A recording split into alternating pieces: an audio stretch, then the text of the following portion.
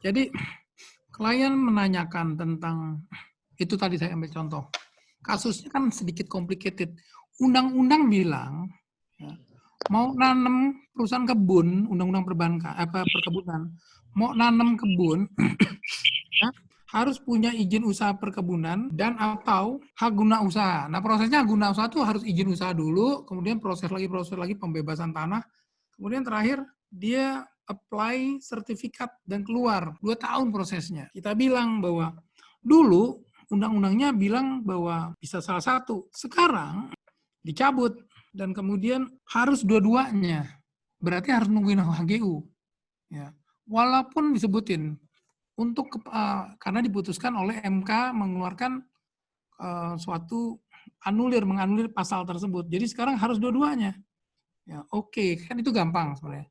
Terus yang bikin sulit ternyata untuk itu Menteri Perkebunan mengeluarkan suatu keputusan menteri yang mendukung keputusan MK. Udah, jadi mendukung keputusan MK berarti harus ada hak guna usaha baru bisa nanam. Ya. Nggak punya izin aja, nggak cuma izinnya, tapi udah punya sertifikat tanah, udah bebasin tanah, baru bisa nanam. Lama banget gitu loh. Terus kemudian perusahaan perkebunan peraturan perkebunan tersebut dianulir lagi, diganti ketentuan itunya tadi ya, yang harus punya sertifikat dianulir ya. Kemudian jadi bingung kok peraturan pelaksananya ternyata mencabut gitu. Ini jadi seolah-olah Kementerian Perkebunan tidak sepakat dengan keputusan MK. Ya. Kemudian sebelah sini satu lagi, coba cek bagaimana di para pengusaha perkebunan. Pengusaha perkebunan ditanya, saya protes nggak mau. Tapi apa haknya? Apa dasarnya mereka nggak mau? Kita udah protes ke asosiasi. Asosiasi nggak bisa merubah hukum. Oke, itu penemuan satu informasi lain ya. Informasi lain kita cari. Kita lihat pernah nggak sih ada orang yang melanggar menanam sebelum punya hak guna usaha, tapi baru punya izin aja, izin awal udah nanam.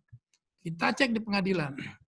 Pengadilannya ternyata kita cek bagaimana ceknya. Sistem pengadilan itu nggak komprehensif pengecekannya, nggak bisa langsung kita browsing bahwa yang melanggar ketentuan MK tadi ya atau undang-undang perkebunan tentang mengenai harus menanam setelah punya hak guna usaha, kalau dilanggar dihukum berapa gitu ya.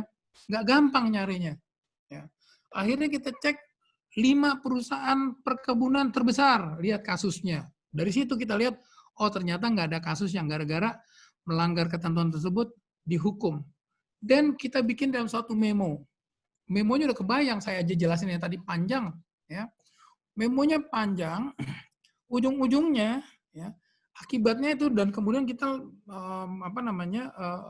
menjalin cerita, mengembangkan sampai akhirnya kliennya itu bingung sendiri karena dia bilang, waduh gue udah bayar gara-gara dia bikin memo yang kayak tesis, dia bilang itu kita bayar di charge dolar hitungannya. Nah, waktu itu masih dolar ya, kalau sekarang kan udah nggak bisa bayar pakai dolar lawyer ya, ada undang-undangnya bahwa dolar sesama Indonesia klien Indonesia tuh nggak bisa kecuali klien asing. Nah kita bayar mahal untuk suatu pembuatan tesis kepanjangan. Saya business people, saya orang bisnis, saya cuma pengen tahu. Nah, saya rubah, Rani. Jadi saya selalu bilang, jadi pada saat mudah-mudahan kalian tahu cara bikin memo. Jadi ada faktanya apa, kemudian ada dokumen yang dibaca apa, undang-undangnya, kemudian analisisnya apa. Nah, pada saat dianalisis, saya jawabnya pertama adalah jawaban ringkas, baru jawaban panjang. Jadi short answer. Nah, di sini saya akan bilang bahwa saat ini dengan adanya keputusan MK yang baru, maka tidak boleh lagi secara hukum menganulir undang-undang undang-undang perkebunan pasal sekian yang tadinya membolehkan untuk menanam pada saat izin diberikan, tetapi harus menunggu. Sekarang ini harus menunggu sampai HGU. Ya, namun demikian, ya, itu berlaku secara hukum, itu tidak bisa dilanggar ya. Itu mengikat kepada semua orang. Namun demikian dalam pelaksanaannya di kalangan pengusaha itu banyak protes, saya tulis misalnya. Yang ketiga lagi bahwa tapi dalam bentuk yang singkat ya, bahwa pelanggaran terhadap undang-undang tersebut ternyata belum pernah ada yang dilanggar. Ya. Tapi saya bilang bahwa namun demikian berdasarkan riset saya di Mahkamah Agung, tetapi riset saya itu terbatas karena Mahkamah Agung tidak mempunyai komprehensif, karena bisa aja riset saya tidak lengkap. Sehingga orang akhirnya datang, oh berarti, ya, saya di ujungnya saya kasih kunci lagi sama kalimat gini, nevertheless, ya, there's no assurance, ya, bagaimanapun nggak ada yang menjamin bahwa kalau nanti melanggar, ya, si klien mau melanggar, ketentuan keputusan Mahkamah Konstitusi yang sudah mengikat ini, dia tidak akan dihukum.